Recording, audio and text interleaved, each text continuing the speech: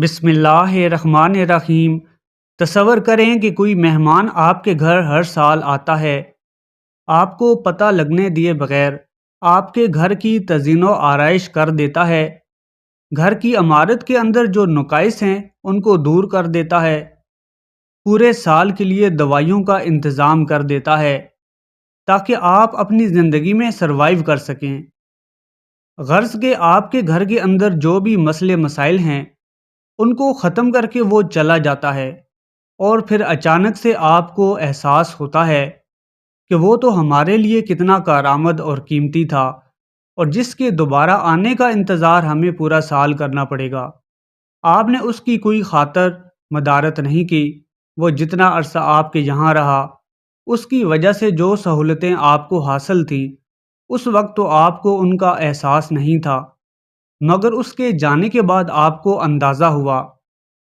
رمضان شریف کی مثال بھی ایسی ہی ہے، جو سال میں ایک دفعہ آتا ہے اور ہمارے سارے گناہ سمیٹ کر لے جاتا ہے، ہمیں جہنم سے آزاد کر دیتا ہے، اور ہماری جو دل کی بیماریاں ہیں اس کے لیے دوائیاں ہمیں دے جاتا ہے۔ تو محترم ناظرین، ہمیں اس رمضان کو کھلے دل کے ساتھ خوش آمدید کہنا ہے، اس کی قدر کرنی ہے۔ صحابہ کرام تو رمضان شریف کے آنے سے 6 مہینے پہلے اس کے لیے اپنے سجدوں میں، تہجد میں دعا کرنا شروع کر دیتے تھے کہ یا اللہ ہمیں رمضان دکھا دے اس دفعہ، اور رسول پاک صلی اللہ علیہ وآلہ وسلم انہیں خوشخبری دیا کرتے کہ تمہارے اوپر ایک بہت بابرکت مہینہ رمضان شریف کا آنے والا ہے۔ یہ مہینہ سراپے رحمت ہے، جس میں جنت کے دروازے کھول دیے جاتے ہیں اور جہنم کے دروازے بند کر دیے جاتے ہیں۔ یاد رہے کہ جنت کے 8 دروازے ہیں اور جہنم کے 7 دروازے ہیں۔ یہ اس چیز کی طرف اشارہ ہے کہ اللہ پاک کی رحمت اس کے غضب پر حاوی ہے۔ رمضان شریف میں ایک ایسی رات بھی آتی ہے جو کہ ہزاروں مہینوں سے بہتر ہے۔ جو اس مہینے کی خیر سے محروم ہو گیا وہ دنیا کا بد نصیب ترین انسان ہے۔ اللہ تعالیٰ نے قرآن کو نازل کرنے کے لیے اس مہینے کا انتخاب کیا، قرآن پاک کو لیلۃ القدر میں نازل کیا گیا۔ محترم ناظرین، تصور کریں کہ کوئی بینک یہ اعلان کرتا ہے کہ کسی ایک شخص کے لیے ہم 1 منٹ کے لیے اپنے بینک کی ساری تجوریاں کھول دیں گے۔ بینک آپ کو منتخب کر لیتا ہے، یہ خبر پھیل جاتی ہے، پاکستان کا سارا میڈیا آ جاتا ہے، آپ کا ٹائم شروع ہو جاتا ہے، لوگ دیکھ رہے ہیں کہ آپ کیسے پیسہ اکٹھا کرتے ہیں۔ مگر آپ کیا کرتے ہیں کہ وہ وقت موبائل پر کسی کو میسج کرنے کے لیے یا کسی کو کال کرنے میں ضائع کر دیتے ہیں، تو لوگ کیا کہیں گے کہ یہ کیسا پاگل انسان ہے، یہ بجائے لاکھوں کروڑوں اکٹھا کرنے کے اس نے یہ وقت برباد کر دیا، بجائے اس کے کہ یہ اپنا مستقبل سنوارتا اس نے یہ وقت ضائع کر دیا۔ یہ نقصان کچھ بھی نہیں ہے۔ رمضان کا ایک ایک سیکنڈ جو آپ سے ضائع ہو رہا ہوتا ہے، آپ کو اندازہ نہیں کہ کتنی بڑی اپرچونٹی ہے جو کہ آپ مس کر رہے ہوتے ہیں۔ یہ اللہ تعالیٰ کی طرف سے آپ کے لیے ایک بہت بڑا تحفہ ہے۔ تصور کریں کہ آپ کا کوئی بہت قریبی دوست ہے جو کہ آپ کو کوئی بہت قیمتی سا پرفیوم دیتا ہے جس کی قیمت 50,000 ہے، اور وہ آپ سے یہ کہتا ہے کہ اے میرے دوست، یہ میری سالوں کی کمائی ہے، جس میں سے پیسے بچا کر میں نے آپ کے لیے یہ پیارا سا تحفہ خریدا ہے، اسے احتیاط اور پیار سے استعمال کرنا۔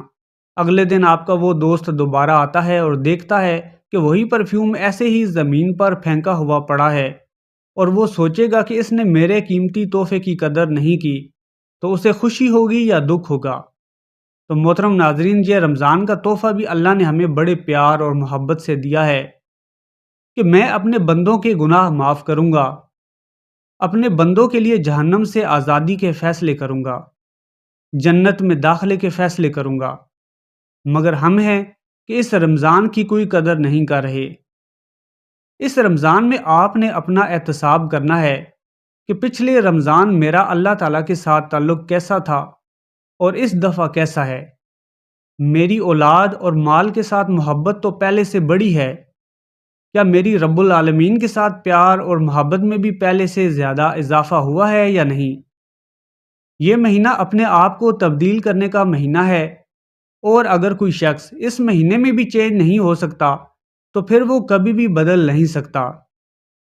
آپ صلی اللہ علیہ وآلہ وسلم نے ارشاد فرمایا کہ جس کی زندگی میں رمضان آیا اور اس نے اپنے گناہوں کو معاف نہ کروایا تو اللہ کرے کہ اس کا ناک گرد آلود ہو جائے، اور جبرائیل علیہ السلام نے آمین کہا، کیونکہ جو اپنے آپ کو اس مقدس مہینے میں بھی بخشوا نہ سکا تو پھر اس سے بڑا ناکام انسان تو اس دنیا میں ہو ہی نہیں سکتا۔ دو صحابی تھے، جنگ میں شریک ہوئے، ان میں سے ایک صحابی شہید ہو گئے تو دوسرے صحابی نے کہا کہ کاش میں بھی شہید ہو جاتا، میرا یہ دوست مجھ پر سبقت لے گیا۔ اگلے سال ان دوسرے صحابی کو اللہ تبارک و تعالیٰ نے قدرتی موت نصیب فرمائی تو عبداللہ بن عبید رضی اللہ تعالیٰ عنہ کو خواب آیا کہ وہ دونوں صحابی جو فوت ہوئے تھے ان میں سے جو شہید ہوئے وہ بعد میں جنت میں داخل ہو رہے ہیں، اور جو طبعی موت مرے ہیں وہ پہلے جنت میں داخل ہو رہے ہیں۔ وہ بہت حیران ہوئے کیونکہ شہادت بہت بڑی چیز ہے۔ صبح اٹھے، رسول پاک صلی اللہ علیہ وآلہ وسلم کو اپنا خواب سنایا تو رسول پاک صلی اللہ علیہ وآلہ وسلم نے فرمایا کہ ان کی زندگی میں رمضان آیا، تراویح آئی، تہجد آیا، صدقہ خیرات آیا، آپ کیسے اس کو بھی شمار نہیں کر رہے؟ پیارے ناظرین، خدا کی قسم، ایک رمضان آپ کی دنیا و آخرت تبدیل کر دینے کی طاقت رکھتا ہے۔ دیکھیں کتنے لوگ جو آخری رمضان میں آپ کے ساتھ تھے مگر اس دفعہ نہیں ہیں۔ اس رمضان میں آپ کے لیے کچھ ٹپس ہیں۔ سب سے پہلی یہ کہ نماز پڑھنی ہے تو صرف خالص اللہ تعالیٰ کی خوشنودی کے لیے، یہ نہیں کہ اگر میں مسجد میں نہیں جاؤں گا تو لوگ کیا کہیں گے۔ دوسری ٹپ یہ ہے کہ اس رمضان میں زیادہ سے زیادہ توبہ استغفار کریں، کیونکہ رمضان شریف میں توبہ استغفار کرنا اللہ تعالیٰ کو بہت پسند آتا ہے، اور آپ کے گناہ ایسے جھڑ جاتے ہیں جیسے خزاں میں درخت سے پتے جھڑ جاتے ہیں۔ استغفار کرنا ویسے ہی اتنا افضل ہے، اور اوپر سے رمضان شریف میں کرنا تو اس کے ثواب کو کئی گنا تک بڑھا دیتا ہے۔ اس لیے زیادہ سے زیادہ توبہ استغفار کریں۔ ہمارے سلف صالحین اپنی زندگی میں 3 دعائیں لازمی کیا کرتے تھے۔ نمبر 1 کہ یا اللہ میں آپ سے سچی توبہ کی توفیق کا سوال کرتا ہوں موت سے پہلے۔ نمبر 2 یا اللہ ایمان پر خاتمے کا سوال کرتا ہوں۔ نمبر 3 اے دلوں کو پھیرنے والے، میرے دل کو دین پر قائم رکھنا۔ تیسری ٹپ یہ ہے کہ اس رمضان میں اپنے وقت کو قیمتی بنائیں۔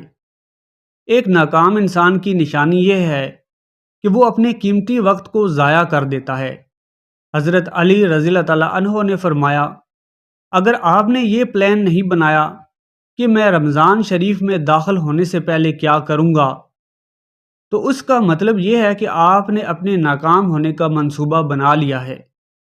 تو پہلے سے پلان بنا لیں کہ رمضان شریف میں عبادت کیسے کرنی ہے، قرآن شریف کس وقت پڑھنا ہے، سنتے کس وقت ادا کرنی ہے، تہجد کی کیا ترتیب ہوگی، ذکر و اذکار کب کرنے ہیں، غریبوں کو کھانا کس وقت کھلانا ہے، مخلوق خدا کی خدمت کب کرنی ہے۔ ان سب چیزوں کی پلاننگ آپ نے پہلے سے ہی بنا کر رکھنی ہے، پہلے سے ہی اپنی ذہن سازی کر کے رکھنی ہے۔ چوتھی ٹپ یہ ہے کہ اس رمضان شریف میں آپ نے سب کو معاف کرنا ہے۔ یاد رکھیں کہ معاف کرنا اللہ تعالیٰ کی خاصیت ہے، اور جو شخص اپنے اوپر کیے گئے مظالم اور ناانصافی کو معاف کر دیتا ہے تو پھر اللہ تعالیٰ اس کا ہمسر اور ساتھی بن جاتا ہے، اور اس کے سب کاموں کا ذمہ خود لے لیتا ہے، اور اس کے ساتھ کی گئی ناانصافیوں کا بدلہ پھر اللہ تعالیٰ خود لیتا ہے۔ آپ نے سب کو معاف کر دینا ہے، اور رمضان میں اگر کوئی آپ کے ساتھ ناانصافی کرتا ہے تو آپ نے صبر سے کام لینا ہے اور اس کو جواب نہیں دینا۔ پانچویں اور اہم ٹپ یہ ہے کہ اس رمضان شریف آپ نے صبر کا دامن نہیں چھوڑنا۔ دیکھنے میں آتا ہے کہ لوگ رمضان شریف میں ایک دوسرے سے لڑتے جھگڑتے نظر آتے ہیں۔ روزے کا مقصد ہی سیلف کنٹرول ہے۔ آپ کے سامنے کھانا پڑا ہے، مگر آپ اللہ تعالیٰ کے احکامات کی پابندی میں اپنے اوپر جبر کرتے ہیں اور کھانے سے خود کو روک کر رکھتے ہیں، برائیوں سے خود کو دور رکھتے ہیں، صبر کرتے ہیں، تو ہی ہمارا روزہ اللہ تعالیٰ کے ہاں قبول ہوتا ہے۔ اگر ہم صبر نہیں کریں گے، ایک دوسرے کے ساتھ لڑتے جھگڑتے رہیں گے، غصہ کرتے رہیں گے، تو پھر ہمارا روزہ اللہ تعالیٰ کے ہاں قبول نہیں ہوگا، کیونکہ اللہ تعالیٰ کو صرف ہمارے بھوکے پیاسے رہنے سے کوئی غرض نہیں ہے، بلکہ اللہ تعالیٰ تو یہ چاہتا ہے کہ ہم صبر کریں۔ کوئی بری بات کہہ جاتا ہے جو دل کو ناگوار گزرتی ہے تو صبر کریں اور اس کا معاملہ اللہ تعالیٰ پر چھوڑ دیں۔ اللہ تعالیٰ آپ کے ساتھ ضرور انصاف کا معاملہ کرے گا۔